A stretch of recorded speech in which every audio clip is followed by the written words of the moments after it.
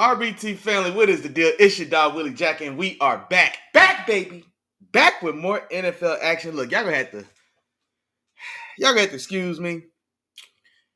I'm talking when I tell you 2 minutes. It was 2 minutes in counting. 2 minutes until showtime. My internet threw a fit. Yeah, internet threw a fit, man. 2 minutes. Hold on, look. Let me get myself together. 2 minutes before game time, before showtime, internet throws a fit. So apologies for the delay. When I tell you I was in here losing my mind. Losing my mind, worrying about getting us on track where we need to be. But we here now. No worries about we here now. So be that as it may, the show can and will go on because we ready to go. Week 1 did not disappoint. Tons of exciting football action. Very good games. Some surprising games for sure. So tons and tons to talk about. And I can't wait for y'all to get in here so we can get to it. Can't wait for y'all to get in here so we can get to it. And then give me 1 second here. We get everything going. How's everybody's day been? Matter of fact, I see a couple of y'all in the building. Come on now. I see a couple of y'all in here with your dog. Go ahead and tap in with the three amigos. Y'all know the rules. Let's get it. Tap in with the three amigos. Let's go. Drop some in the chat. Say what's up to your dog as well. Now, with week 1 officially in the books, how y'all feeling out there? I know it's still a little early, but how we feeling? Huh? Some of y'all already ready to just throw the season away? What y'all thinking? I need to know. I need to know how everybody's feeling. I can't lie to you. It's a victory Wednesday for your dog. It's a victory Wednesday for your boy. So I won't complain on this wonderful Wednesday. Do you feel me? Do you feel me? 1 second. I got folks hitting me up about the show because we were high in schedule and I had to let them know we had some technical difficulties, but we here. Pull on up on your dog. For sure. I tell y'all what, it's been a day for your boy. I can't wait. This is therapy. The job getting on your nerves. Your boss ain't treating you right. Your girl getting on your nerves. She done put you on the couch, threw you out. Don't worry about it. You can come right in here and talk about it. You can come in here and get you some relief. This is what we here for. We here for each other. We can get in here and talk ball and forget about all the problems in the world. Yeah, Sirski. I'll tell you, man, while I wait for everybody to get in here and get on comfortable, to sit on down and get comfortable, definitely a couple couple games that jump out to me. Well, for one, and we're gonna talk about them, but that and then of course we'll get to the highlight games, of course, but just some ones that just jumped out, did not go anything like I planned. That Colts Dolphins game, my gosh, my goodness, Dolphins just flat out look disinterested in playing ball. I don't think there's many guys on that team that want to be there. That literally it has the look and feel of a team. The guys are just showing up because they're getting paid and they ain't got nowhere else to go. Tyreek Hill may as well have a SOS sign attached to him everywhere he goes. Every time I see Tyreek Hill, he's screaming, "Help me. Somebody come get me." And quiet as kept now. Rumors are that my Steelers, we've been sniffing around. To see when the Dolphins are going to go ahead and pull the plug and burn that thing down because it's looking rough. I don't know who's going to be there. Well, you know what? Overreaction Wednesday. Look at me. Overreaction Wednesday. But it looks like, and I don't see much relief coming, man. They're not going to be as bad as they were Sunday for the entire season by no means. I don't expect that.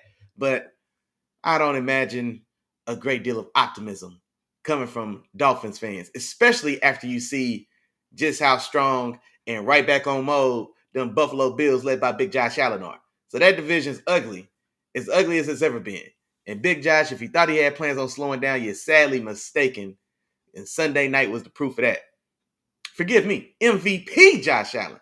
MVP Josh Allen said, slow your roll. I still run this.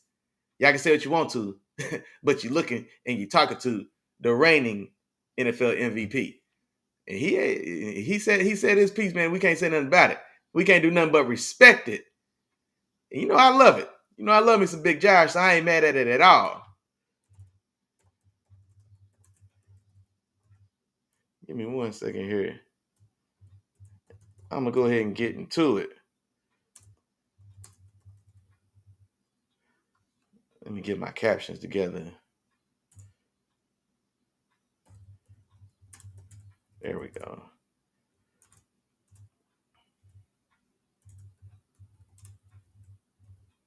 Boom. Boom, boom. And so, yeah, I'm going to go ahead and get us started. While we wait for everybody to get in here and get uncomfortable. Man, I'm going to run through, especially, we got some filler games. We got some I can run through pretty quickly, so I'll do just that. Starting out with Tampa Bay Buccaneers. Tampa Bay Buccaneers go on the road, open their season in Atlanta, and they get this done 23-20. Biggest one takeaway from this game for me, for sure, Emeka Egbuka, the rookie receiver from Ohio State.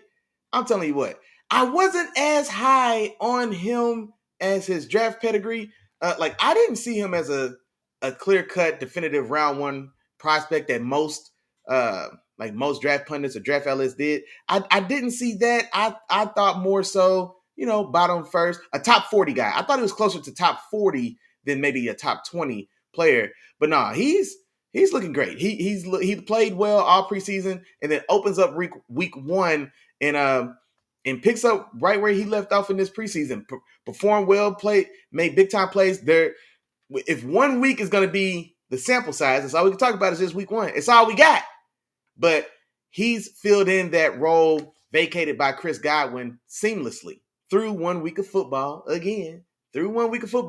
But looks to be definitely a wonderful draft selection by the Buccaneers. I know my Steelers have been rumored to have been very interested in him as well. I wasn't really a fan. I think if Derek Harmon would have been gone and he would have been there, that would have been a conversation.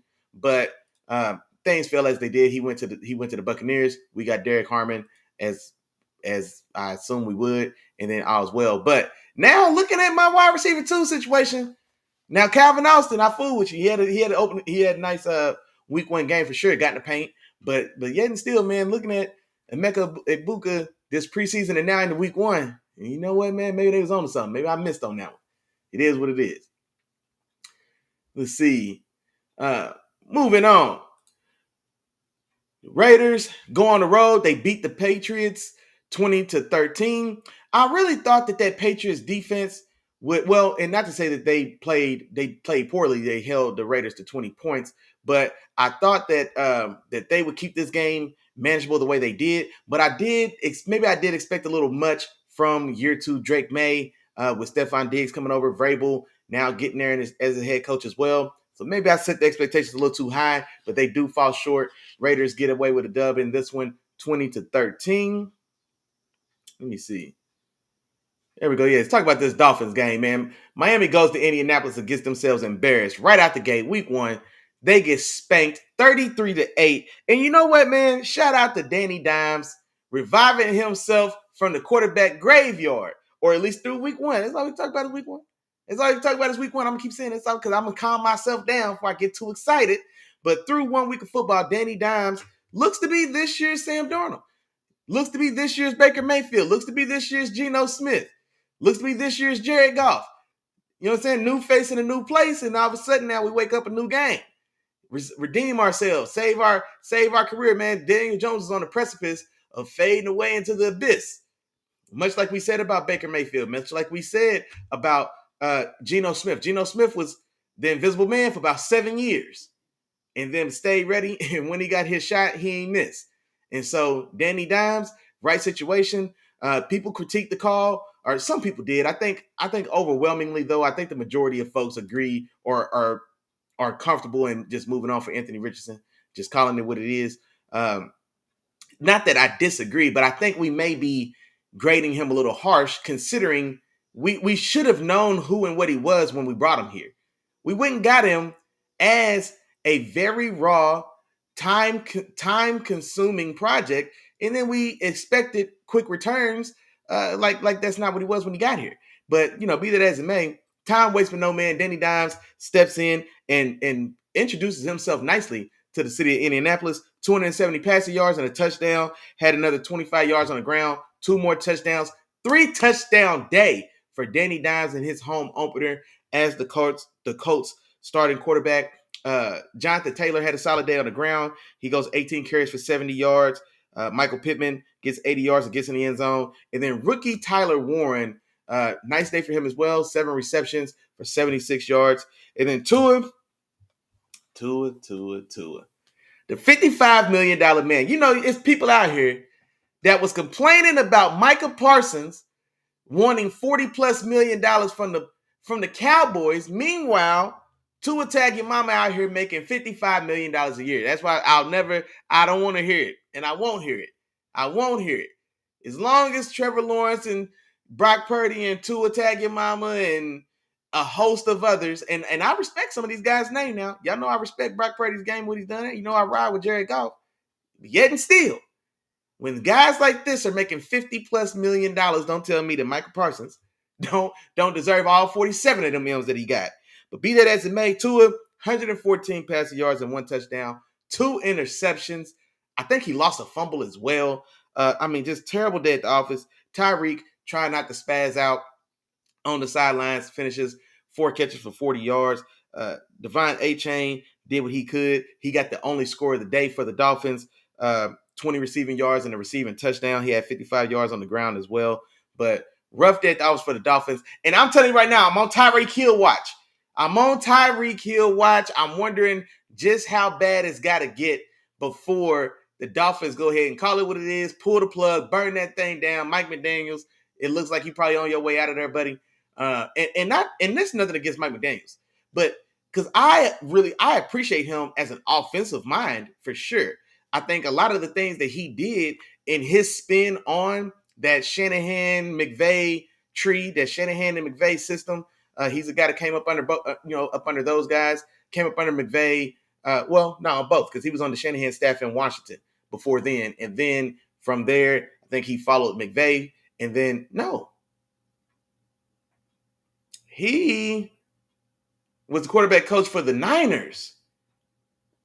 Now my memory is fuzzy. Be that as it may, what I wanted to say is Shanahan and McVay, they have their own kind of little tree here. It feels like a quarter of the league is somehow or is roughly influenced or came from or is fruit of their tree. And I think out of all those coaches, I think Mike McDaniels has been the most innovative in his spin or his take on that style, that scheme that all those guys come from. So I'm talking about Matt LaFleur in Green Bay. Well, of course, McVay and Shanahan, but Matt LaFleur in Green Bay. I want to say Zach Taylor in Cincinnati. Was he off of that tree?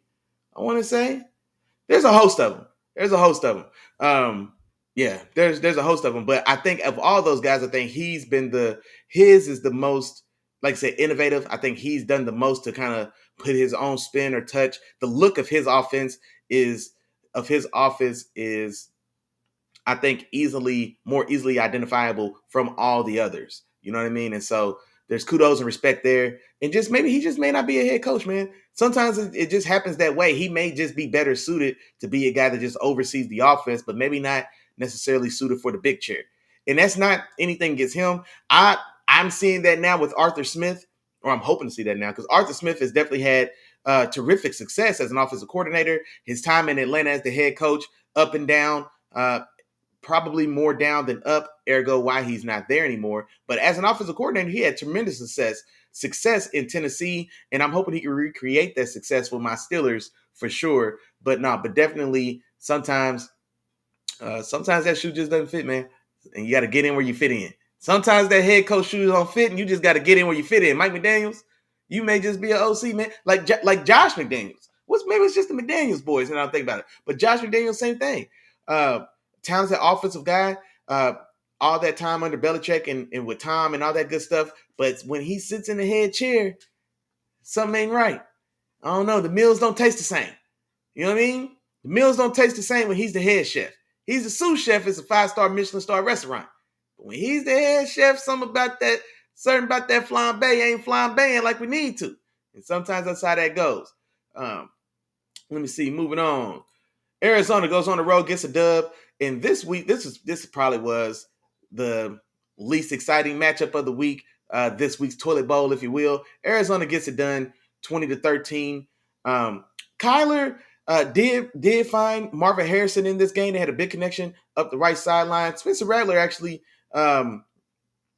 wasn't terrible in this, but I do want to see a little more from Kyler Murray. I was talking on the Sunday show going in that I thought that the NFC West is going to be wide open, and that if that Cardinals team takes a step forward, they may be able to kind of slide in there and maybe fill that void that gets left by, like I said, maybe the Rams with an aging and an ailing Matt Stafford, or the Niners who are decimated by the injury bug yet again, losing Kittle, losing Brock Purdy as well. Juwan Jennings, he's also popped up on the injury report as well. So there's a that NFC West is wide open. The Seahawks, they're still with Darnold going there to get acclimated. You know what I mean? So how fast does that take hold? I think there's a window there in which if the Cardinals can really find some type of stride and get it going, like we've seen them do. It feels like it's been forever ago, but I want to say, what was it, 3 years ago? They came out the gate and won, was it 10 out of the first 11? You know what I mean? And so if they can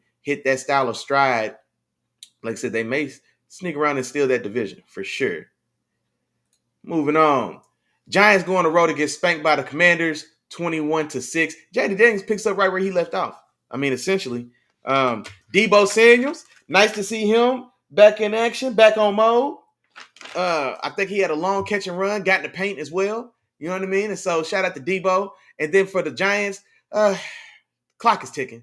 I don't know just how long Russell Wilson will hold off Jackson Dart, but it's not. I don't know if he's got a month, because this first game was very rough in spots, inept in the scoring position, or when you're in scoring position on the field, that green or red zone, or whatever you want to call it, depending on who you're talking to. But in that red area, in that scoring area, or where we're in position to threaten points, got to come through. Stalling out on damn near the goal line. I mean, these are things, especially when you've got a young, exciting, highly drafted, highly touted, successful quarterback as he was in the preseason. When you got a guy sitting like that right behind you, you can't go out there and lay these type of stinkers and these type of duds. I think one thing that may buy Russell Wilson some time is that the Giants' schedule to open the season is brutal. So by default, Russ may get this first month or so. I don't know how far past they'll push it a month. I don't know how far past 4 games they'll push it if it's 4 games that look like this first one. But yeah, that may at least buy Russell some time, unless it just flat out gets unbearable to even watch, and then maybe they pull the plug and kind of throw young Jackson Dart to the wolves there, so to say, and just ride it out and see what they can get done that way. But ugly day there. And yeah, Washington and Jaden Daniels picking up right where they left off, and Deebo hitting the ground running. So I love to see that. Let's see. Next game, Carolina goes to Jacksonville, gets spanked. Jacksonville wins this one 26-10. Take away from this one, I wanted to see Travis Hunter. Wanted to see just how much he dallies on to the defensive side of the ball. And honestly, he played a handful of ceremonial snaps on defense, but no real impact. And honestly, I think I heard Richard Sherman say as well, I think he played 6 snaps on defense. And I don't know what that's really worth, because honestly, as soon as he got in, they're going to try him for sure. He's not in the flow of the game, and he's coming off of the offensive side of the ball. And so, they took him up top. I think he gave up nothing crazy, right? I think he did give up maybe 2 receptions.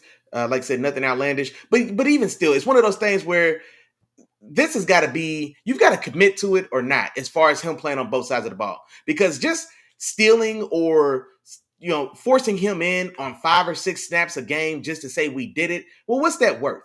And honestly, I think that it has a chance it has a chance to cause way more harm than it does good because for one, like I said, he's going to come in. He's not in the flow of the defense. He doesn't know or have a feel for like how the route combinations have been. Like any tells that the other guys may have picked up on, like when certain formations or certain alignments are there. I mean, and yeah, these are things that are also studied in the film room. But well, how much film time is he getting in both sides as well? And so I don't like this. I think if you're gonna do it, but don't play around with it because these 6 snaps may as well be worthless. You know what I mean? These are throwaway snaps, and now we're pulling another guy off the field who, you know, he's got his sweat going, just like a boxer going to the ring. You don't go into the ring cold. And so then we pull out a guy who's got his sweat up. He's ready to go. He's lathered. You know what I'm saying? Like he's in the flow. He's threw a couple blows. He's took a couple as well. So he's fully in the flow of the game and of the defense. And then you pull him out and throw in a cold Travis Hunter. What, just one play at a time to say we did? I just don't like it. I don't like it. Or I think there's got to be, and you know what? It is week 1. No week 1 overreactions. I'm trying to calm myself down. And so maybe the plan is to build his time split between each. Like maybe the plan is to acclimate him a little bit at a time. So maybe this week is 6 snaps on defense. Well, okay, maybe next week it'll be 15 snaps on defense. Let's see how he does then. Or also, I'm curious to see if maybe he rotates depending on that week's game plan, if he's going to be if he's going to be primary offense or primary defense. That's another thought as well. So maybe depending on the matchup, will he start the game and be slated to be a primary corner for some of these games and then splice in on the offensive side of the ball? And I think that's how a lot of us thought that this transition would likely go, would be in that way, where he's primary defense and then he has offensive packages that they bring him in on, because that's typically the way we see this done, a la Deion Sanders, or we've seen that done with the Champ Bailey, Patrick Peterson, for a handful of snaps, you know, early in his days in Arizona as well. But yeah, so I'm curious or anxious to see just how that continues to play out. But if this week 1 plan is the way that they intend to do that, then I'm not a fan. We're wasting everybody's time. And let's just cut the BS. Just cut the stuff. Cut the stuff. All right. Just tell the world as receiver. Tell Travis, hey, bro, look, we thought we could find a way to make it make sense. We want your receiver, big dog. Now decide if you want this top 3 pick in the draft money or how upset you're going to be about it. But this is what we're doing. Because like I don't like the way that it transpired week 1, to say the least. Let's see. Moving on. Tennessee goes to Denver, takes a loss. Denver gets away with this one, 20-12. Rough day for Bo Nix and that Broncos offense. It wasn't. I mean, they got away with a win, and I'm not to say that he played terrible, but just not clean. I wanted, especially building off of his rookie year, in which he really came on in that middle stretch of the year, got himself in that rookie of the year conversation, because he picked up right around the time where Jaden kind of had a 3-4 game kind of rough spurt there, and that's when Bo Nix was really hitting his stride before Jaden got back on mode and picked it right back up where he had left it. But no, I did want to see, if I'm a Broncos fan, I wanted to see maybe a crisper or sharper Bo Nix just to build off of that last year's momentum. But that's not what we got. And then Cam Ward, for his part, Cam Ward's a baller, man. Cam Ward can play.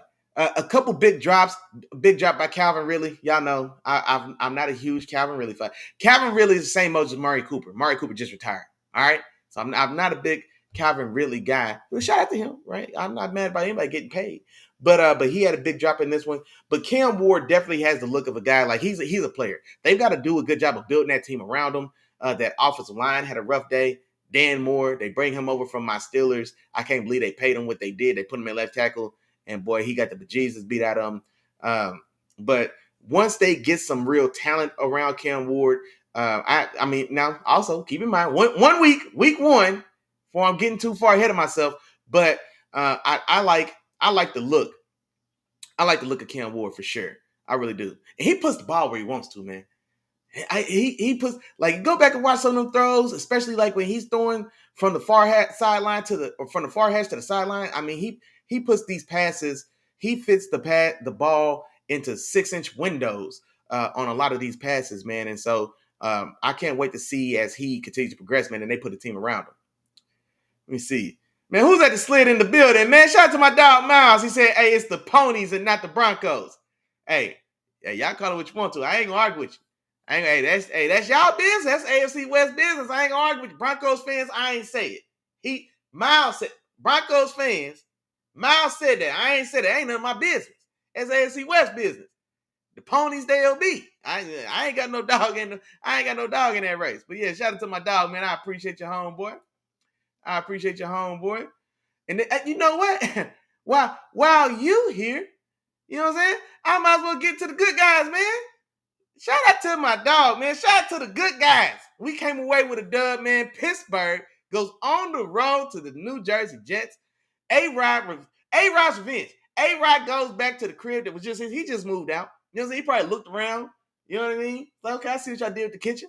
All right, okay, y'all. Okay, I see. Okay, y'all knocked one of the walls down in here. Okay, I see what y'all did. Yeah, this is nice. This is nice. Excuse me. Let me make my way to the fridge because I'm back home. And came out there and did what he had to do. A-Rod in his revenge game, pseudo revenge, you know, for what that's worth. We'll call it revenge because he was there for the last 2 years. 4 tubs, though. At the end of the day, whatever we want to talk about, 4 tubs, 4 of them boys. Count them. 1, 2, 3, and 4. 4 tubs in his Steelers debut. You know I love to see that. And this was an exciting ass game. I'm not gonna lie, I'm a Steelers fan, so I'm gonna watch every snap from pillar to post, regardless. If the score is 3-2, we won from a 70-yard field goal and we gave up a safety, I'm gonna be sitting there with my nose on the screen, enthralled. So I was gonna watch regardless. But I didn't expect the excitement that I got from this game. When I tell y'all this game got my blood pressure going, I almost lost my voice. You know what I mean? But it was all worth it because the good guys came out on top, 34-32. And you know what, man? Get into A-Rod, 244, 4 touchdowns. DK had a couple drops in this one. I think he had one for sure, and then he had a bobble that ended up catching. But he did have an early drop on one, but he still made the most of his touches for sure. 4 catches, 83 yards. I think of that 83, a good 50, maybe even closer to 60 of them came after the catch for sure. So love to see that. Let me see. What else happened here? The other touchdowns by some of my other guys, Calvin Austin, Jonnu Smith, new tight end we just traded from the Dolphins, so he gets in the paint on a jet sweep, like handoff toss action that counts as a receiving touchdown. And then Ben Skoranek, one of my special teams aces, he gets A-Rod's first touchdown of the season, his first touchdown as a Steeler. And it was also Ben's first touchdown as a Steeler because he's been a special teams player with us for these last 2-3 years as well. And so we definitely went out there and got it done. And then here's the thing, though, man. Shout out and kudos, shout out, congrats to Justin Fields in the Jets. Justin Fields played, and I kid you not, this isn't hyperbole. I'm not exaggerating. Justin Fields, I think, played the best game of his career this far. Not maybe not the best statistical games because he's had some games in Chicago where he lit up the stat board, but it didn't. No game that I've seen him play had this amount of poise, this amount of precision, and this amount of he really felt that he was confident and in control. And those are things that we just didn't see from him last year in Pittsburgh. Why he's in New York right now. He didn't have the confidence that I saw him play with on Sunday for the Jets, and he didn't seem as comfortable and in control of the offense as he was with this Jets offense on Sunday. And I say that now, it was a very run-heavy attack. They shredded us on the ground right out the gate. I did not see that coming at all. There were so many things about this game that just did not happen as I intended or anticipated that they would.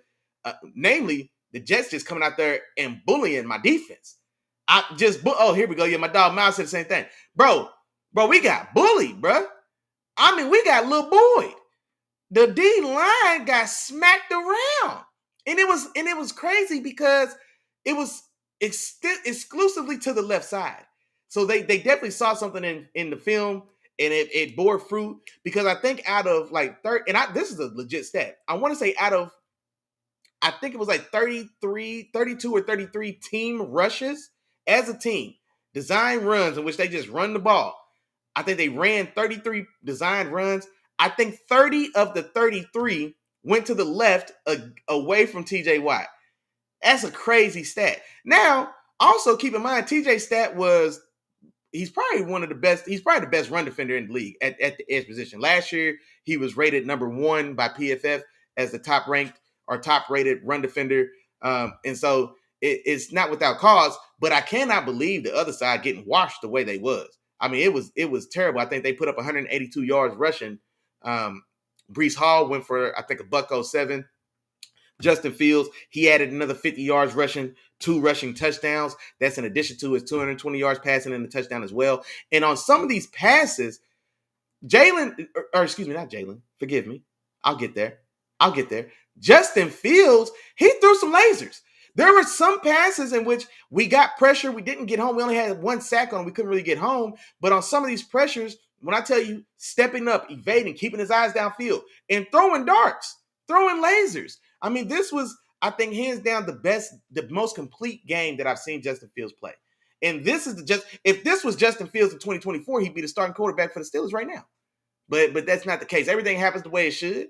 And I don't know if we don't know if he's going to continue this success. But I was very happy for him. Now I'm happy he lost. I would have been happy for him if he won. But especially on the other side of a W, I'm very happy for Justin Fields. I was a fan of him in Chicago. I think the upbreaking over there was rough. The inconsistencies with that coaching staff and with that roster, that offensive line. So there was a lot of things going on that put him in a bad position. He got to the Steelers. And then even then, being second fiddle to Russ, then Russ gets hurt, then you get thrust into the starting spot, and then also kind of feeling that target on your back, knowing that, Russ was bound to come back and take your job. And I think maybe that wore on Justin, even if he didn't act on it or act out. That's a kudos to him, just his demeanor. But I think it definitely, he felt that pressure and it looked like it. But now this year, playing free and clear, shout out to Aaron Glenn, first-time head coach, the defensive coordinator, came over from the Lions for helping to build or rebuild that confidence in Justin Fields. And you know what? Now that I'm talking about that, this is very reminiscent on a lower level, but very reminiscent of what happened with Jared Goff and Matt Stafford. We trade teams, we trade quarterbacks unofficially, right? So ARod leaves, the Jets comes to the Steelers. Justin Fields leaves the Steelers and goes to the Jets, a la Stafford and Goff switching cities. And then Goff, who looked to be broken, had his confidence shattered, shipped out of town rather unceremoniously, and then gets to Detroit, change the scenery, new coaching staff, and they rebuild his confidence, and then now he's balling.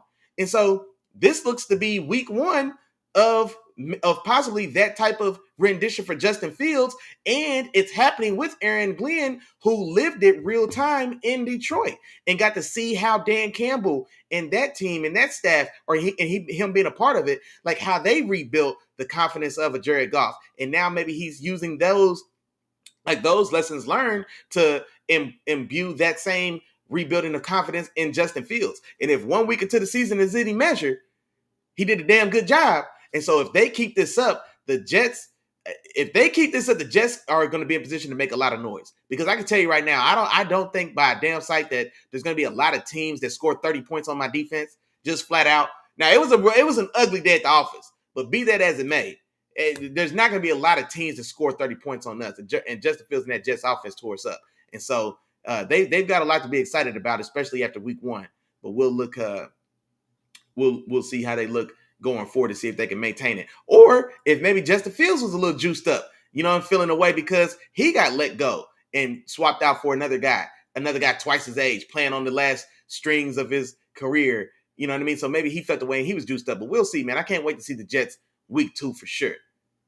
My dog Miles said, ARod look like an ex-boyfriend. He wanted to hit his, hey, man.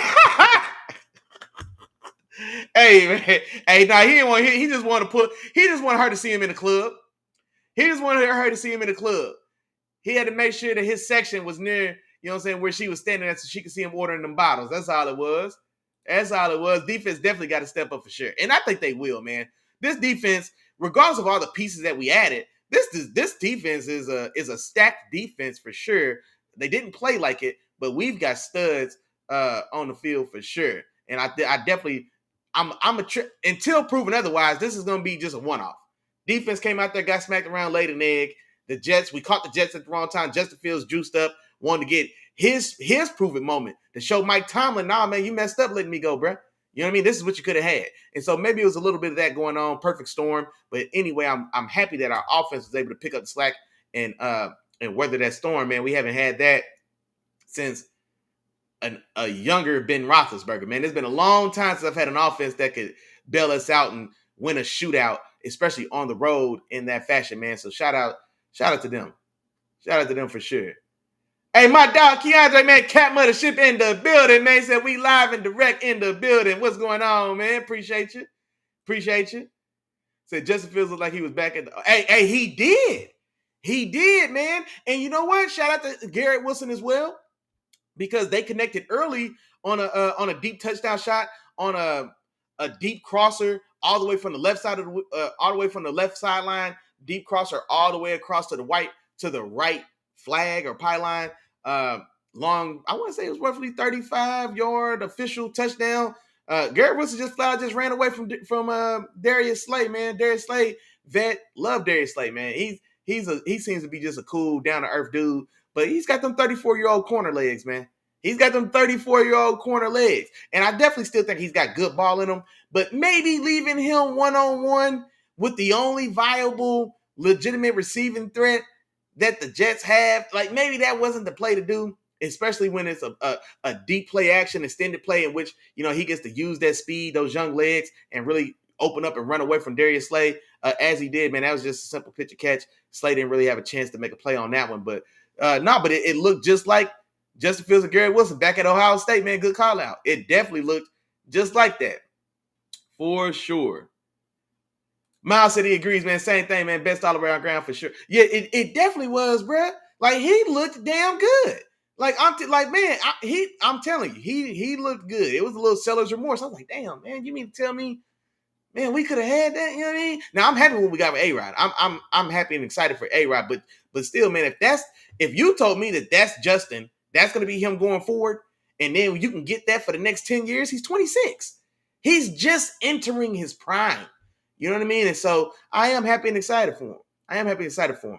But yeah, man, they came out, took it to us, man. They definitely took over this game. I think we definitely came back. Pittsburgh, we scored 17 points in the fourth quarter to win this game. And then the deciding factor in this game, Chris Boswell, big leg buys, best in the business, man. Best kicker in the league, man. And it's been like that for about 3-4 years. Yeah, I'm not talking about name. It's been like that for a little while. But he nails one, man. Ice in his veins, nails one from 60 yards. To give us the lead. We end up holding on to that lead. And this the cold thing about it. Mike Tomlin in the interview said, like, hey, man, now our kicker's a serial killer, man. Hey, he don't worry about none of that. His heart don't move, man. You know what I'm saying? His blood is barely pumping. It's too much ice in there. And then they asked Boswell, I saw a comment or something. I didn't see the clip of Boswell saying this, but I either saw an article or saw a reel anyway. And they asked Boswell, like, you know, how did he feel, you know, once he saw that that the kick was good from 60 in his official career long, that the kick was going to be good. And then Bob said, man, I didn't even see it go through. Bob said, man, I kicked it.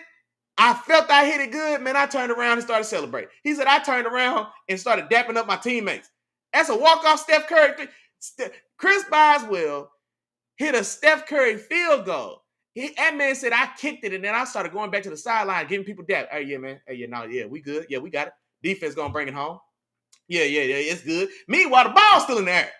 Yeah, man. Hey, boy, it's cold. And then if you seen the kick, it was good from about 68. People were saying it was good from 70, maybe. But, man, he had plenty left. It was 60 yards, and the ball was up near the top third of the uprights. He had a good 8 to 10 left on it. He probably did, man. So, amazing kick. My dog Miles said, man, yeah, no, exactly, dog. Think about it.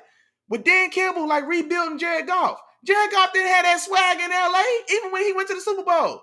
Jared Goff wasn't like that, man. Hell no, he got to Detroit. And y'all remember what happened, man. Jared Goff started dropping 30 balls, man. Jared Goff got pissed off and started dropping 30 on everybody he saw. Everybody had to get it. Everybody can get it. That's what Jared Goff turned into, man, when he got his confidence in Detroit. And honestly, man, I hope that happens for Justin Fields. I really do. I really like Justin Fields as a person and a player. He said, slay the new Ike Taylor. Nah. I ain't gonna say that. And also, now you gotta clarify, because I don't know if you mean that as a plus or a minus, because I can see it as a plus and I can see it as a minus. But I won't say that, because Ike Taylor was scrappy, physical, put his nose in the, you know what I'm saying, put his nose in the fan. You know what I mean? He's coming to throw hands, and you know, now Slay's a technician. You know what I mean? And he's smooth. You know what I mean? He ain't really trying to be in there with all that smoke. He just want to do his job on the outside, lock somebody up with proper technique, and you know what I'm saying? And that sort of thing. He's got that, he's an elder statesman, but he acknowledges and accepts that role. Like, he likes that he's the OG that gets to kind of help and tutor the young dudes. You know what I'm saying? Just to be, you know what I'm saying? He gets to be big cuz. He likes that. You know what I mean? Like, Ike Taylor was scrappy. You know what I'm saying? Ike Taylor wanted to, you know what I'm saying, get in your face. You know what I'm saying? You're gonna smell Ike Taylor breath, bro. You know what I'm saying? Like, he gonna bang with you. Like, yeah, it's different. And you know what I mean? He's not got the technical prowess of a Slay either, man. Let's see. Derpy Entertainment in the building said, go still. Hey, Derpy, man, what's going on, man? I ain't know you was one of them members, Derpy. Why ain't you say something, man? Welcome home. Come on, man. You one of them members now, man. Hey, because it's big nation business in the building, man. Hey, Derpy, what's up, man? Yeah, you damn right, go Steelers. Yes, sir, Ski. Yes, sir. Yes, sir. And you know what? Oh, said Biles got him 14 points in the fantasy. Man, I wish he got me them 14 points. My compatriot, I want to say it was Miles in our fantasy draft, stole Boswell from me. I want to say it was you, Miles. I had my eyes on Biles as well. But I'm happy for you, big dog. I appreciate it. Oh, you said, but you still lost. Yeah, no, that's rough. That's rough.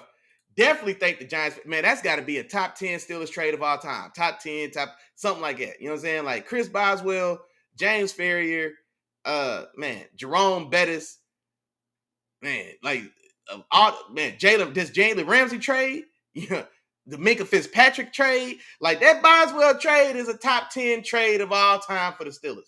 Argue with your mama. For sure. For sure, you right on.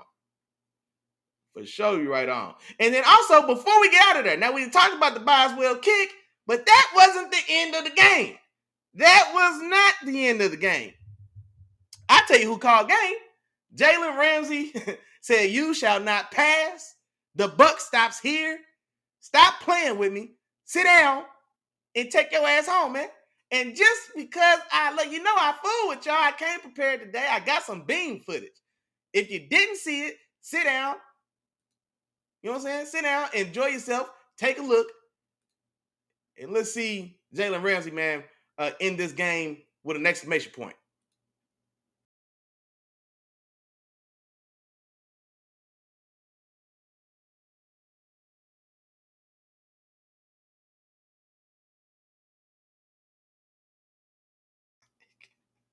Oh, oh my God.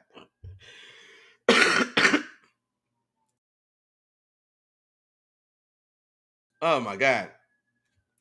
Every time I see it, I still get the stank face. Every time I see it, I still, ooh, wee. Ooh, wee. Oh, I love it. Oh, I love it. It's teach tape. That is film. That is click and close. All right. Player responsibility. I think he had deep third. I want to say we was in cover 3. You know what I mean? So he's got deep third, but he's got good eyes. He still maintains his eyes on the quarterback. He can still see Garrett Wilson coming out in the short, in the delayed short out. And then I think there was another, whatever was going on. Didn't matter. All right. Didn't matter. He knew where the ball was going. And then when you see something, do something. Because it's one thing to see it and you don't do it. When you see something, got to do something. And that's what Jalen Ramsey did, man. Oh, I love it. I'm going to play it again. In case y'all didn't see it in the back. In case you didn't see it in the back, one more time. Here you go.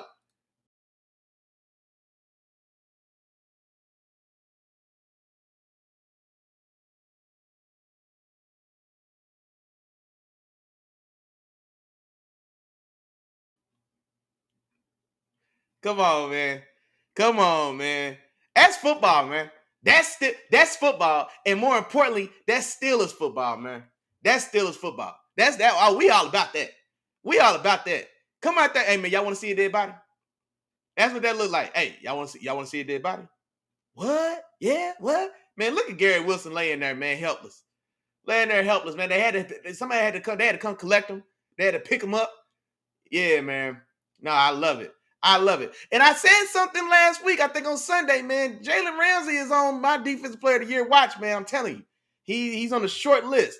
DPOI watch. I said this like last Sunday, we're gonna put him in position to make so many plays this year. And I think, and he's the player, you know what I'm saying? When he sees something, he can do something. And so, given the opportunity, he definitely, man, he will rise to the occasion, man. He's shown that his whole career, not just on Sunday. And then also the versatility and the way that we used him was as advertised. Jalen Ramsey started all four positions in the secondary in this one game. You know what I mean? He played safety or deep middle at parts of this game. He played nickel. And then I think Joey Porter Jr. went down with a hamstring tightness. So Jalen Ramsey finished, I think, the last quarter and a half as the outside right cornerback, or outside right corner. He played some dime backer. I mean, he was any and everywhere, blitzing and in coverage. Fantastic player. I can't wait to see how his season unfolds, especially once we get everybody else firing on all cylinders as well. Because he was out there by himself, respectfully. He was down there out there by himself for about 48 of them 60 minutes defensively, man. And so once everybody else gets going, man, this defense can really be scary. And Jalen is going to make a lot of plays for us, man. So I cannot wait. Hey, Derpy know what's going on. Boy, I tell every time I see it, oh, shit. Ooh, every time I see it, man. Hold on, what Derpy said?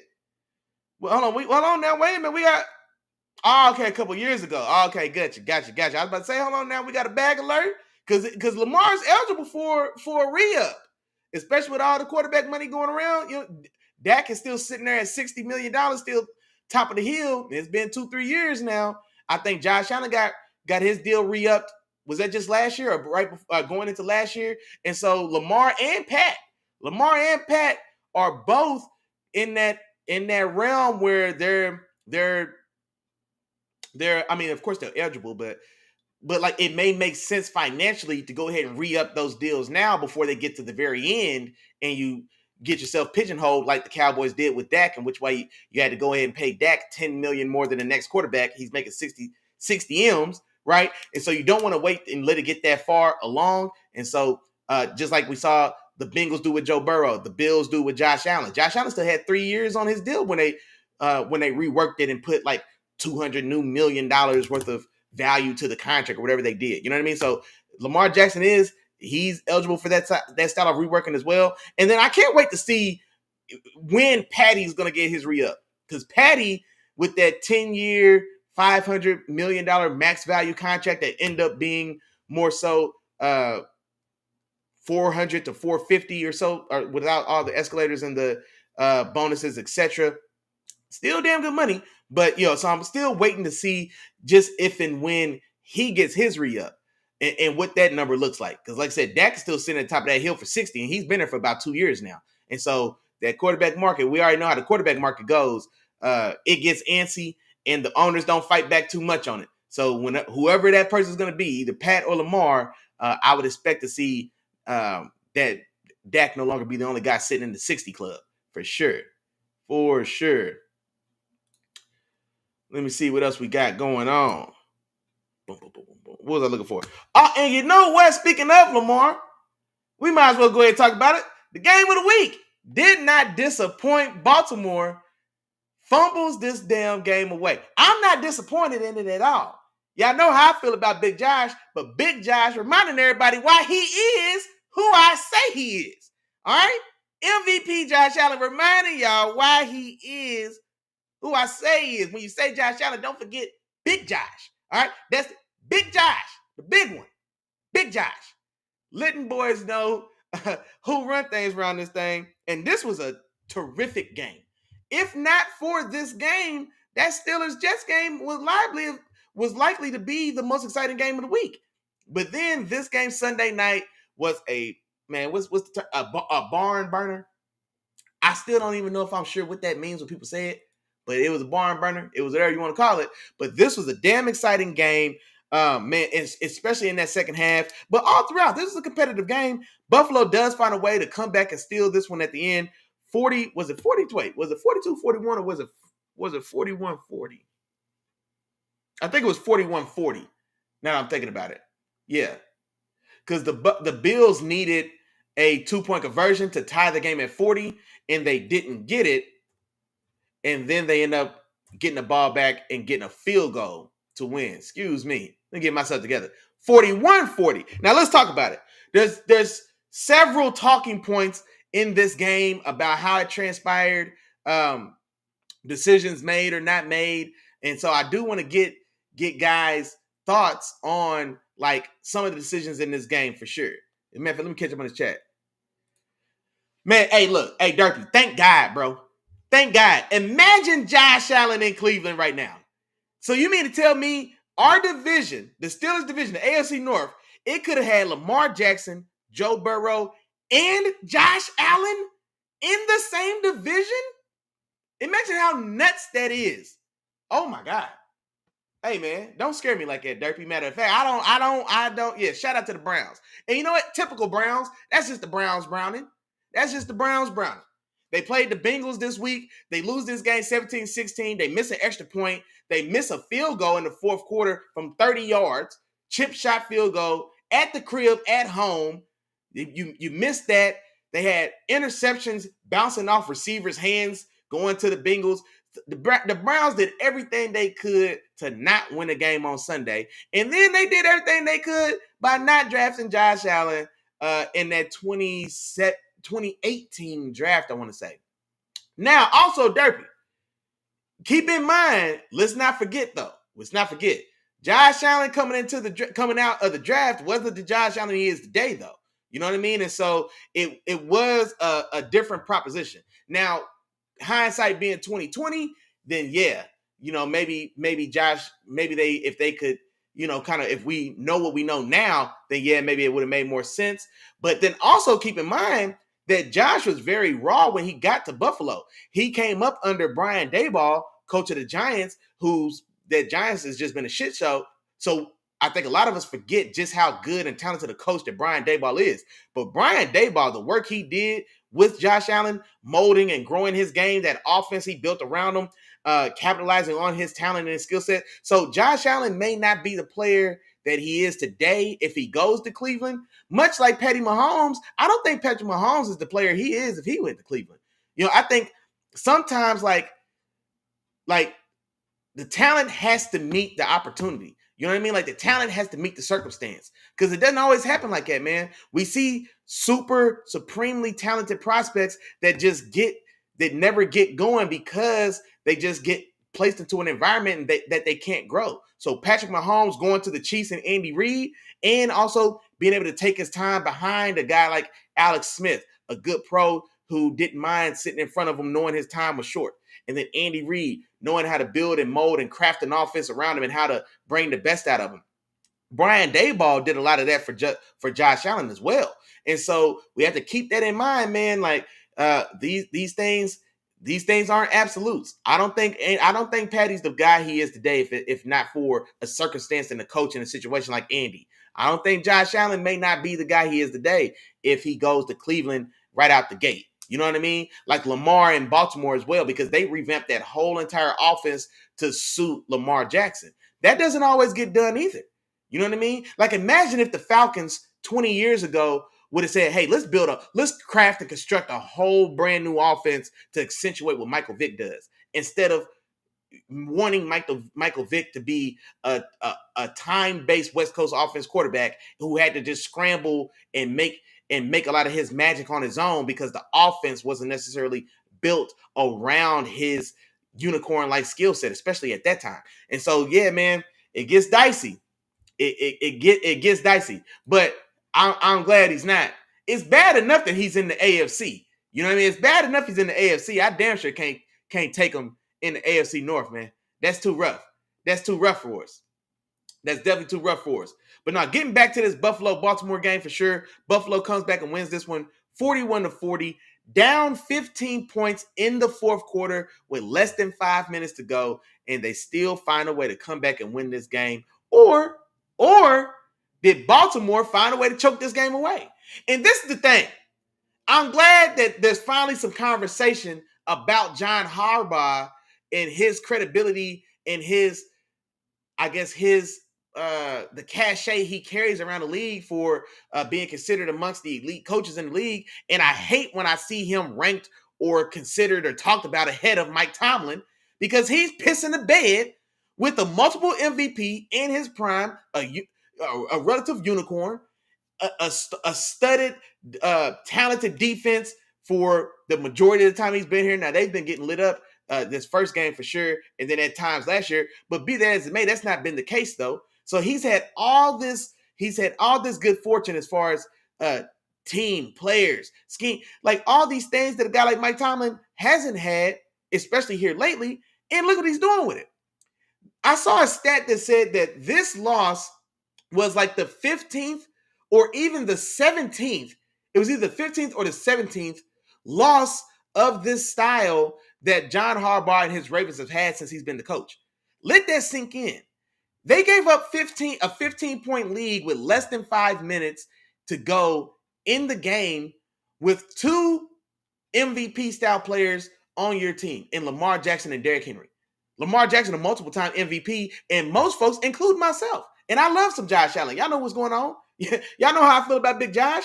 I still thought Lamar was the MVP last year. I did, because he was truly sensational. I think his season last year on its own, regular season, is a top 3, 4. Like, how many seasons of all time, any one season from any one player, or let's just leave it to quarterbacks, right? Any quarterback from any one season ever, how many of them top to bottom were more impressive than Lamar Jackson's season last year, man? He had 40 passing touchdowns. I think he had 3 interceptions. He also ran for, I want to say, 800 yards. I think he ran for another like 8, 9, maybe even 10 touchdowns. Stupid. You know what I mean? And like, just, I don't know if we've ever, it's a short list. If you're going to tell me there's 4 seasons that we've ever seen better than that, I need to know which 4. And it's a very short list. Because I was more impressed by that than I was Peyton. And I love Peyton. Peyton's my personal GOAT. Because Tom Brady didn't change the face of football. We don't play Tom Brady ball right now. The NFL is Peyton Manning's league. Every NFL quarterbacks play Peyton Manning ball right now. Peyton Manning rewrote the NFL. Much like Steph Curry, not LeBron James. LeBron James didn't rewrite basketball. He's a big, fast, strong specimen. He didn't rewrite basketball in the way it's played. Steph Curry rewrote the way we played basketball. Shaq rewrote the way you had to play basketball in his time. Kobe didn't rewrite basketball. Shaq changed lineups. The way teams are constructed was different because of Shaq. The way people play the game today is different because of Steph Curry. The way the NFL is played today is because of Peyton Manning. So I love Peyton. He had the record, 55 touchdowns, 5,500 yards in a single season. I think Tom Brady ended up breaking that one. But no, man, I don't think it's as impressive as what we saw from Lamar last year. Or it's just as impressive what we saw from Lamar this last year. You know what I mean? Like, that's how special that season was. I got long-winded. It's all good. It's all good because we're still back. Now, talking about the game. Josh Allen, man. MVP Josh Allen, Big Josh, 394 passing yards, 2 passing touchdowns, 30 yards rushing, 2 more touchdowns on the ground. My God, man.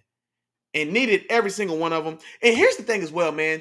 A play that it doesn't stand out on the stat sheet, but a play that they can't win this game without it. 5 seconds left in the half. Josh Allen throws a 40-yard rope on the left sideline. Who caught that pass? I think it was Khalil Shakur. I don't think it was Keon Coleman. It may have been Keon Coleman.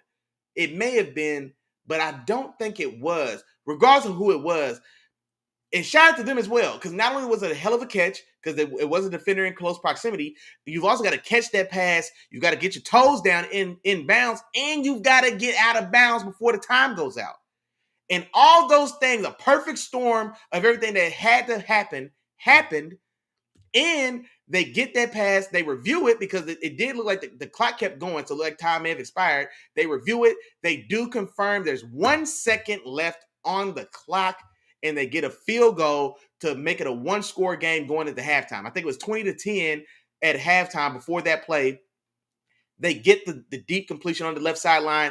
They get out of bounds with 1 second. They kick a field goal to go into the half, and they're only down one score, 20-13. And you know what? Talking about it now, I mean, that may have been the spark. Well, see, and that's I don't even want to say spark because it's not like they were playing bad to start this game. They just couldn't do anything with Derrick Henry. Derrick Henry, and I know we only remember the biggest play of the game or the biggest play of his game, and it being that the fumble or the mistake. He was sensational in this game. Derrick Henry had 170 rushing yards and 2 touchdowns. He averaged 9.4 yards per carry in a live NFL regular season game. This isn't Madden. It's not NCAA. It's not preseason. All right? This is the A team. Against the A team defense, every time he carried the ball, he ran for 9.5 yards. My God. He was fantastic in this game. And it's, I can only feel so bad for him because he is one of them purple birds. You know what I'm saying? So them rat birds. He is still one of them. So I ain't gonna go too hard. You get what you done. Hey, you got what's coming to you, Playboy. As far as I'm concerned. Thank y'all for dropping the ball right there. Thank y'all for putting yourselves one game behind my Steelers. Shout out to y'all. But I can't. I'm not gonna be a hater though. He played fantastic. He had a fantastic game. Zay Flowers, fantastic game. 7 for $140, a touchdown. He had a couple long catch and runs. Fantastic game there. DeAndre Hopkins, right? Making his first game, his official debut as a Raven now. Makes a highlight-worthy, what was it? I think it was a 25 or 30-yard one-handed touchdown catch up the right sideline with a defender on his hip. Extends his right arm, snags it in with one hand, brings it in, and goes down for a touchdown to introduce himself as a Raven. So they have tons of great performances. Lamar was fantastic. 210 passing yards, 2 touchdowns, 70 yards rushing, another rushing touchdown. He was fantastic. And so the Ravens played their ass off for 45 minutes. No, excuse me, for 55 minutes. Because guess what? It's a 60-minute ball game. It's a 60-minute ball game, folks. And so 55 minutes of exceptional play, of extraordinary play. It only gets you so far because you got to play this game for 60 minutes. And I think Big Josh, he said something to that effect as well. I think when they mentioned because a lot of the fans in the stadium had went ahead and started heading out to beat traffic. And I can't blame them, man. I've been in these stadiums on a Sunday night. You know what I mean? It takes an hour and a half to get out the parking lot. You know what I mean? So I'm not going to fault them folks, man, especially when you're down 2 scores with less than 5 minutes and the Ravens hadn't been stopped yet. So, you know, it is what it is. But Josh said, nah, man, y'all forgot it's a 60-minute ball game, man. And it was still work to be done. And they came back and did it. So shout out to Josh Allen. James Cook had a good day, 40 yards on the ground, a rushing touchdown. Keon Coleman, man, I was happy to see. This is what I wanted to see from Keon Coleman and that we talked about on Sunday.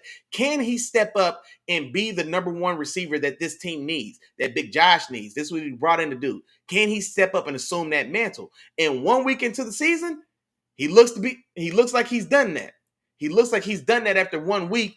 8 for 112 and a touchdown in this game. A couple very big catches, some contested catches as well. He played well, man. So I'm very happy for him as well. I liked him a lot coming into the draft. He was a top 5 receiver on my personal receiver board 2 years ago when he was coming in. So liked him a lot coming out of Florida State, seeing what he could be with his potential.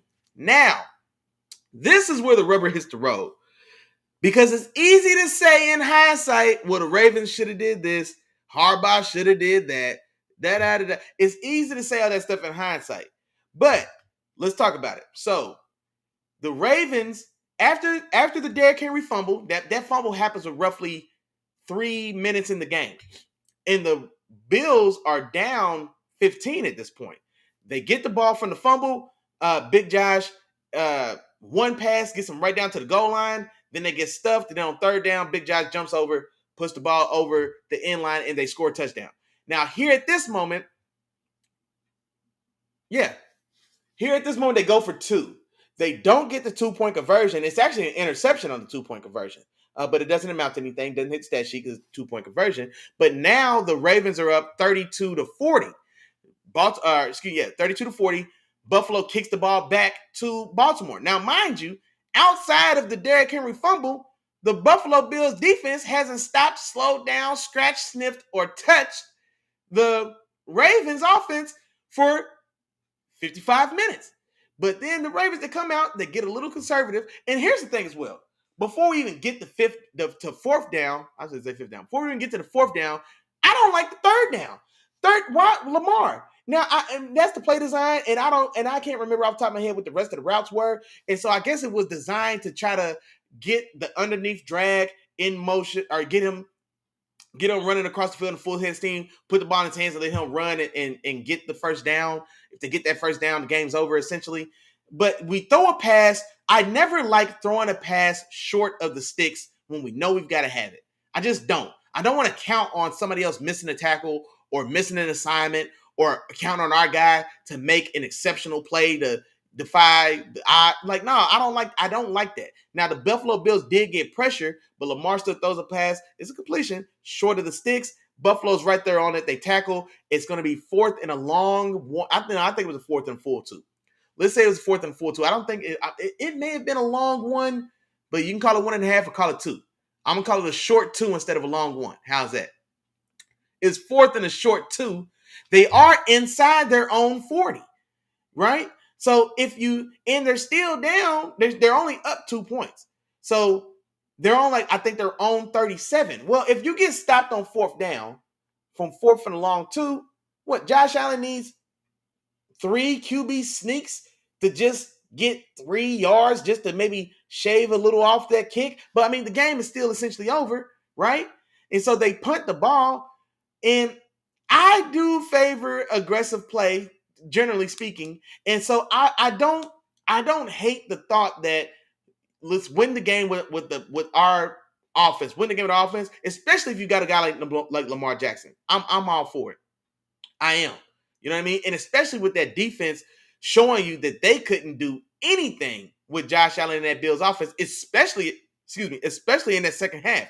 Buffalo scored 22 points in the fourth quarter. And so I can see the arguments for both sides. Do we risk ending the game ourselves here with the ball in our hands, win or lose? Because if we don't get it, they're right here in relative field goal range. Game's over. Or we could punt it back, still give our defense a chance to redeem themselves, right? And then still we can get out with a dub that way. They decided on the latter. They do decide to punt the ball. And then true to form, Big Josh and that Buffalo Bills offense make short work of the Ravens defense. They go right down the field and they get out of there with the game-winning field goal and win this game 41-40, man. So this was a fantastic game. Very entertaining game to watch. And the right team won. The right team won, man. Shout out to Big Josh and those Bills. MVP, Big Josh and those Buffalo Bills, man, for sticking it to the Baltimore Ratbirds. Excuse me, Ravens. My bad. Ratbirds.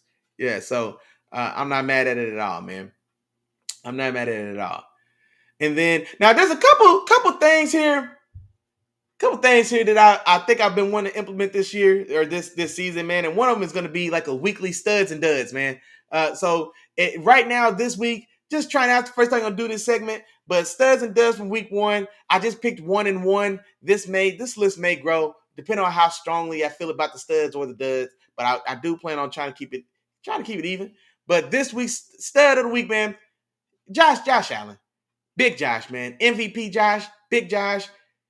Over 400 total yards of offense, 4 touchdowns, 15-point deficit with 5 minutes to go in the fourth quarter against a team as talented as the Baltimore Ravens and a very worthy opponent in Lamar Jackson, and to put the team on your back, carry that team to victory, man, like few can. You know what I mean? It's a special elite group of guys that can do what Big Josh did, and do it the way he did it as well. You know what I mean? So kudos there. And then dud of the week, man, Jerry Jeudy. I was never a big Jerry Jeudy guy coming in. I appreciate him. He was a top 5 receiver in that class. but he was arguably wide receiver 1 for a lot of guys. My dog Chop was a big Jerry Jeudy guy, but I didn't see it. I definitely preferred Justin Jefferson. I've been proven right. I like to remind Chop of that every time I get a chance. I remind my dog Chop that you wanted Jerry Jeudy over Justin Jefferson, and now look at him. But now, and you know what, Miles? I'm gonna tell you why. He said the dud should have been. Man, hold on, man. Why ain't my look? Hey, hold on, man. K-Rod, Keandre, man, you ain't remind me to put the chat up. Look here, we at the end of the road, and the chat just now getting up. My fault. He said the dud should have been golf. Now I'm gonna tell you why I went with Jeudy, because the Packers and the Lions in that game, the Packers felt like they were in firm control of that game. You know what I mean? Now, Goff definitely could have played better, but I'm not going to put it all on Goff either, because that pass rush was getting after him. And he's not a mobile guy. Michael Parsons got out there, introduced himself to Green Bay, got a sack, got a tackle for a loss. Rashawn Gary caused some problems. I mean, like, that defensive line gave Goff and that offensive line hell. Now, they also are replacing 2 longtime starters at guard and tackle and center. They got 3 new bodies on that offensive line, I want to say, guard and center, and I think they're left tackle is relatively new as well. So they've got a lot going on. And also keep in mind, the Lions lost their both coordinators. We've seen how drastic a change that is, because we saw it happen with the Eagles the year after their first Super Bowl loss, the one that they lost, and then what happened to them the next year. So I do expect that the Lions are going to take a step back this year. Now, I don't know if it's going to be a big step or a little step, but I don't think it's necessarily fair, at least in my mind, to hold them to that same expectation, considering everything I just talked about, right? Now, this is why I gave it to Jerry Jeudy. Jerry Jeudy directly, I think, cost his team a victory. And not just him. There's plenty of blame to go around. The kicker, for sure. But this is what I don't like. Because Jerry Jeudy was talking all that yin-yang in Denver, right? Russ ain't getting you the ball, and then it was, well, Sean Payton don't like me, and then you go to Cleveland, Jameis Winston turns you up for about 3 games, then you get paid, and now you hot shit, right? And so now, like, okay, you didn't been paid, you redeemed yourself, you cashed out, you had a new team, you got to show up and be a guy. We can't have you dropping passes, and then worse than dropping passes, we can't have the ball bouncing off your chest, bouncing off your hands into the hands of the other team, a division rival. And then they return that interception, I think, damn near to the red zone. You know what I mean? Like, that's on you, Jerry Jeudy. That's on you. And then also, in addition to Jerry, it could have just been the Browns, matter of fact. Just the Browns, Jerry Jeudy and that Browns special teams unit, the kicker. Because the kicker also, you miss an extra point, so that's why it's 17-16 anyway. You miss an extra point, and then still that defense dominating. Like, on Sunday, I picked Cleveland to upset the Bengals because of this matchup, because I knew that defense was going to dominate. I think I called out Myles Garrett's 2 sacks. He had 4 tackles for a loss of 2 sacks, numerous pressures. Isaiah McGuire, that's the guy. I tried to call him out on Sunday as well, that he also is going to have a good game. I couldn't think of his name on Sunday, but Isaiah McGuire, he also had a handful of pressures and had a sack. You know what I mean? So I liked this matchup for the Browns against this Bengals team. They always play on tough anyway. I knew that Denzel Ward, I called it. Denzel Ward is a heavyweight matchup with Jamar Chase, and he could swing with anybody. So I wasn't worried there, right? And so all those things came true, except the Browns browned. The Browns browned. We missed an extra point. So now it's 17-16 instead of even the game maybe even going to overtime. Then we miss a chip shot field goal at home from about 30 yards. Field goal was from about 30 yards. I think an extra point these days, well, yeah, you know what? I was going to say extra points only 27 yards, but shit, he missed one of them too. So that ain't even safe. So there's 4 points left off the board from the piss poor kicking, and then Jerry Jeudy putting the ball in the other team's hands. You know what I mean? As we're driving. We're at midfield. You know what I mean? Ball bounces off your chest. You put it in the hands, I think it was DJ Turner, and now he's going 20, 30 yards the other way. Like, that's why I had to give it to Jerry. I had to give it to Jerry Jeudy.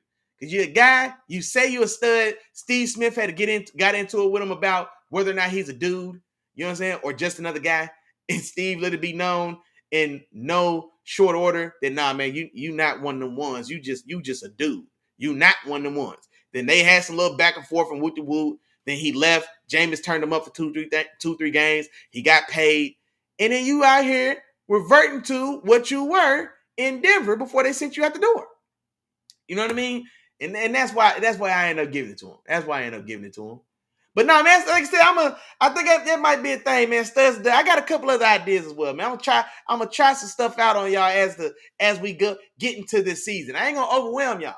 I'm not gonna overload y'all all at once, man. You know what I mean? I'm a you know what I'm saying, break y'all in softly. You know what I mean? Studs and duds, though, man. I like how that feels. And then also, man, I didn't do it today because I still want to actually let a little bit of the season play out, but I definitely plan on doing like a weekly power ranking, man. I'm gonna do, and maybe just like top fives. I think we'll do like top 5 quarterbacks and then top 5 teams. But I think I actually want to see these first 2, 3, 4, probably no more than 4, but definitely didn't want to jump the gun maybe prematurely week 1. You know what I mean? Especially on the team aspect. So maybe that list, I'll keep that a running power ranking going, probably starting after this first quarter of the season when things kind of settle in and we can kind of see like the cream starts rising to the top. People settle into who you're really going to be. You know what I mean? Because sometimes to start the season, teams start on a high, then they taper back down, or sometimes teams start on a low and then they ramp it back up. Like generally that's the Bengals, right? So I think as we get going, man, I can't wait to do that. I love ranking just about anything anyway, man. If y'all been here long enough, you know that about me. So I enjoy making a good list to compare and contrast and do all that good stuff and see what you guys' thoughts are and you know, and just have fun with that. So that'll be the plan, you know, as we get on into the season.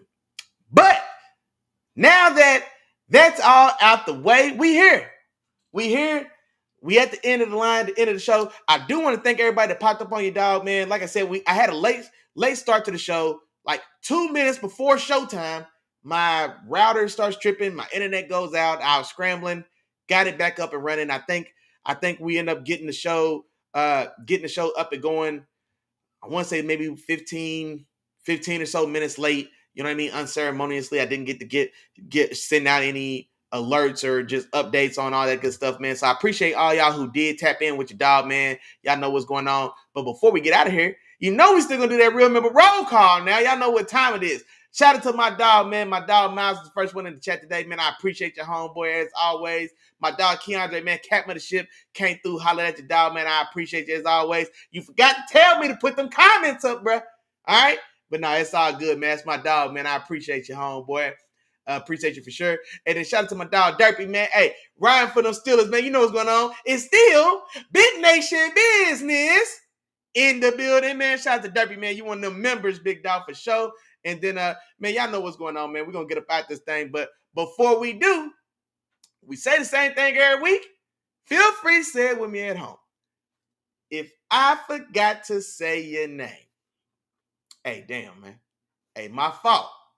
But charge it to my head and don't charge it to my heart. You know I'm thinking about you, big dog. I appreciate all that love and support. I sincerely do, man. I appreciate y'all tapping in with me, man. Like I said, it was an unceremonious start to this show. Man, it was just rough going. Like I said, getting my internet up. I had technical difficulties, but we made it. We here. We got through it. We thugged it out, man. We still had a good time while we did it, man. So I can't ask for nothing more. Tap back in with your dog, man. We right back on the regular program, man. Sundays, 10 o'clock, the weekly preview show. We're going to tap in and see what's going on there. And then Wednesday, we'll follow back up with the recap and talk about big stories that happened throughout the slate of games from that prior Sunday. So make sure y'all tap in there. And look at here. I just looked up and realized, but I'm not going to get out of here without doing it. Thursday night, we got football tomorrow, man. Real quick, a quick preview. I missed this. My fault, y'all. But here we go. Thursday night football preview. Washington on the road at Green Bay. I'm excited to watch this one. 2 of my favorite young quarterbacks in the NFL right now. If y'all was here, I think Sunday when I was, chopping up with my dog Tom in the chat, he one of them terrible Texans fans. But I was telling the Jaden Daniels, for me right now going into the season, he's the number 5 quarterback in the league. We got the big 4. Then I'm putting Jaden Daniels next, man. There's nobody else. When I look at his skill set, his talent, his ability, his athleticism, and his age. He's just getting started. So there's just really not much, if any, that I'm taking ahead of him just right now, just based on this season and what we're doing right here today. And so he's the number 5 quarterback for me. Jordan Love, I think Jordan Love is 6 or 7 for me as well. So I think pretty highly of both these guys for sure, and they're going to be duking it out. I am taking the Packers at home on the short week to get this done, 28-24, and then also that Packers defense, I think, is really going to be the difference here. Michael Parsons, being familiar with Washington, coming from Dallas, playing Washington twice a year, so he played Jaden Daniels twice last year. He's and then also just what he's done, or just him added to the rest of that Packers defense, which is already got some playmakers over there, man. Rashawn Gary and that secondary, that safety tandem for sure. And so I definitely think they'll find a way to have success there. And I think that may be the difference in this game. Give me Green Bay at home, 28-24. And with that being said, we out this thing, man. I appreciate y'all. Should be smooth sailing Sunday morning. Tap in with your dog, man. Sunday at 10. Get in here, sit down, get comfortable, prepare to have a good time, and we'll chop it up about these week 2 games coming up. Until then, peace.